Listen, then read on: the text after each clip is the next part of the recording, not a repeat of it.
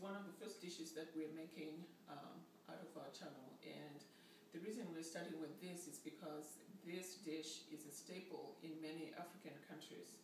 What we're making today is a thick porridge. It's called, it's made out of cornmeal and water, and normally you don't put anything else like sugar, salt or anything, but it is out of cornmeal and it's water, and it's eaten as a staple with a stew or relish, but it's not normally eaten on its own. So to make this dish, you obviously need a pot or saucepan, and normally you would have one with a handle like this, so that you would have somewhere to grip while you're making the dish. You could use anything else, but this is better. And also your saucepan would preferably be non-stick. So if you can have a saucepan that's non-stick, that would be great, because then your cornmeal would not, while it's a non-stick, it would not stick, but if it's like this, it will stick at the bottom, so it doesn't mess up your recipe. So that's the saucepan you need. Next, you would need a spoon. In Africa, normally they would use something like this. This is a thick spoon that's used in Africa. It's not sold here. I've never seen it sold in the United States or outside of it, unless you go to ethnic stores. But if you don't have this, do not worry. You can use just your normal wooden spoon.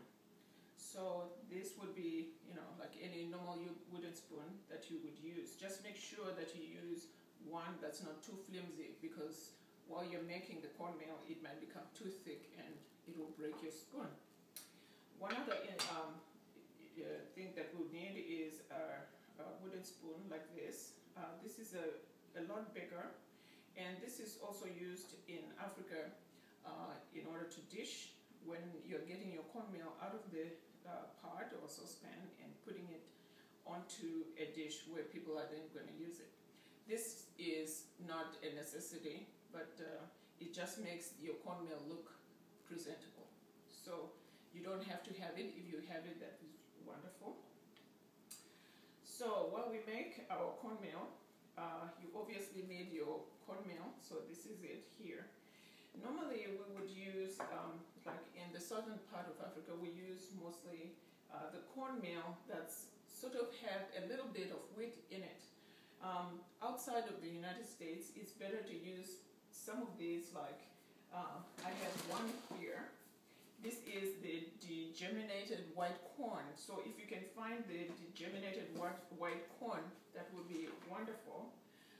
Here's another variety. This one makes it, if you can find this, and this is normally found in ethnic stores, where this is a pre-cooked white maize meal.